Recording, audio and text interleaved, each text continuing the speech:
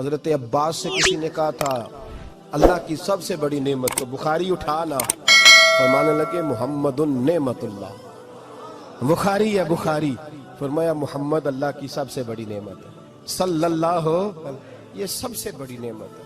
کچھ کہا تو صحیح نہ یار، ایک مجھے کہنے لگا نہیں وہ 9 ربیع الاول کو آئے تھے، تو میں نے کہا 9 کو میلاد مناؤ، کوئی مسئلہ نہیں، 9 کو میلاد مناؤ، کوئی مسئلہ ہی نہیں، ہم تو سارا سال مناتے ہیں، بس 9 کو مناؤ نا بھائی، کون کہتا ہے عید نہیں ہم کہتے۔ میں نے کہا چلو جشن میلاد کہہ لیا کرو، میلاد ہی کہہ لو، یہ کہہ لو، تم نے خوشی منانی ہے تو محفل میلاد کہہ لو، نہ عید کہو، عیدیں 2 ہی ہیں۔ میں نے کہا نہیں وہ بھی تیری غلطی ہے، میرے نبی نے کہا ہر جمعہ میری امت کی عید ہے۔ اور قرآن پاک پڑھ، قرآن پاک پڑھ، حضرت عیسیٰ کہتے تھے یا اللہ جب تم من و سلوہ نازل کرے گا وہ دن ہمارے لیے عید کا دن ہوگا۔ اور سیاستہ پڑھ، حضرت عمر کہا کرتے تھے جس دن دین مکمل ہوا یوم اکملت، جس دن دین مکمل ہوا یوم اکملت لکم، یہ آیتیں نازل ہوئی تو فرمایا وہ دن ہمارے لیے عید کا دن تھا۔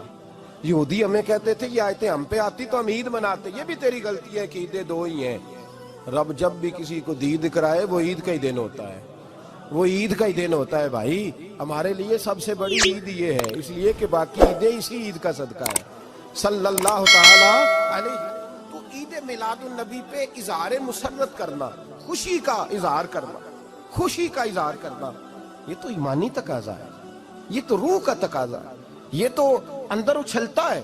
شریعت جتنی ہمیں اجازت دیتی ہے اتنا ہم کرتے ہیں، اور کوئی میلاد کی محفل میں کوئی ایسا کام نہیں ہوتا جو شریعت سے ٹکراتا ہو۔ پہلے کیا ہوتا ہے؟ تلاوت، منع ہے قرآن پڑھنا۔ دوسرا کیا ہوتا ہے؟ اتنا درجہ ہے نعت کا، اب تو نہ نعت پڑھنے والے رہے نہ سننے والے رہے، دونوں میں ہی کمی ہے۔ اور میں اکثر کہتا ہوں نعت پڑھنا اتنا کمال نہیں جتنا سننا کمال ہے، سننے والا کوئی ہونا چاہیے، نعت سننا زیادہ معنی رکھتی ہے۔ اس کی وجہ یہ ہے کہ نعت پڑھنا صحابہ کی سنت ہے اور سننا محمد مصطفیٰ کی سنت ہے، اور سننے والے کا درجہ، ہاں تیرا درجہ زیادہ ہے اگر تو سمجھے تو۔ اور اتنا بڑا درجہ کہ حضرت احسان بن ثابت نعت پڑھے تو نبی پاک اپنی چادر ممبر پہ بچھائے اور وہ میں نیچے نہ پڑھ، ادھر میرے ممبر پہ بیٹھ کے پڑھ، یہ کوئی معمولی بات ہے؟ رسول اللہ کی نعت سننا، بلغ العلا بے کمال ہی کشفت دجا بے جمال ہی حسنت جمیع۔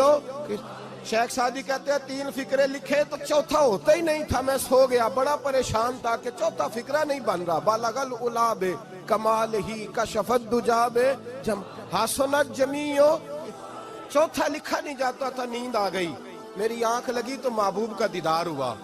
حضور نے فرمایا پریشان پڑے ہو؟ میں نے کہا محبوبہ 3 لکھے ہیں چوتھا بن ہی نہیں رہا۔ حضور نے فرمایا چل سنا نا مجھے، یہ چھوٹا نعت پڑھنا کوئی چھوٹا کام ہے؟ یہ تو ہم نے کھاتا ہی غلط لوگوں کو دے دیا ہے، وہ تو اس قابل ہی نہیں تھے کہ نعت سنی جاتی۔ بلغ العلا بے، شیخ سعدی کہتے ہیں میں سنانے لگا اور مصطفیٰ سننے لگے۔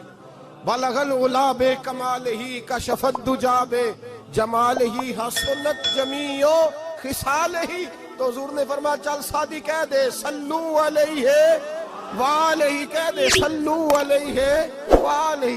فرماتے میں کہتا جاتا تھا اور مصطفیٰ مسکراتے جاتے۔ کوئی چھوٹا درجہ ہے نعت؟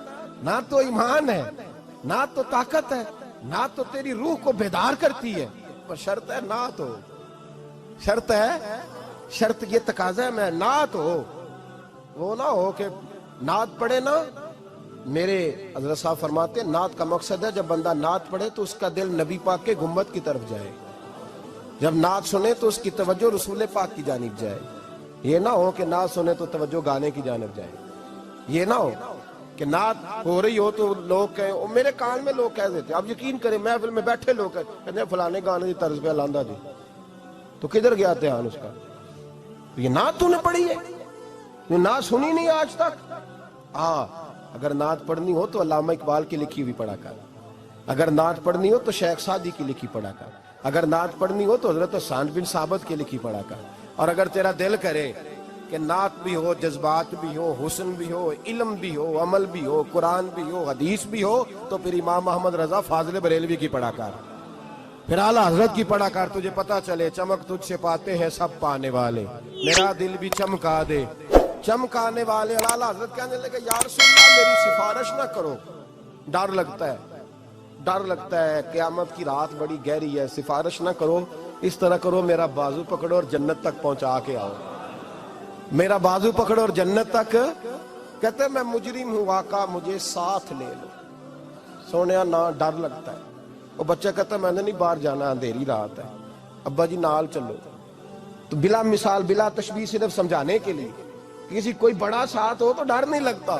تو یہ نعت ہے نا، چمک تجھ سے پاتے ہیں سب پانے والے، میرا دل بھی چمکا دے چمکانے والے. کہتے ہیں یا رسول اللہ محشر کی رات بڑی گہری ہے، میں مجرم ہوں آقا مجھے ساتھ لے لو کہ رستے میں ہیں جا بجا تھانے والے. سونے جرم کر کے آیا اور پکڑا نہ جاؤں کہیں، مہربانی کر مجھے پردوں میں چھپا لے، مجھے مدثر اور مزمل کی چادر کے نیچے کر لے، میں مجرم ہوں آقا مجھے ساتھ لے کہ رستے میں ہیں جا بجا تھانے والے. اور پھر تڑپ اٹھے، کہنے لگے کوئی یہ نہ سمجھے وہ چلے گئے، تو زندہ ہے واللہ تو زندہ ہے واللہ. میری چشم عالم سے چھپ جانے والے، میری چشم عالم سے چھپ جانے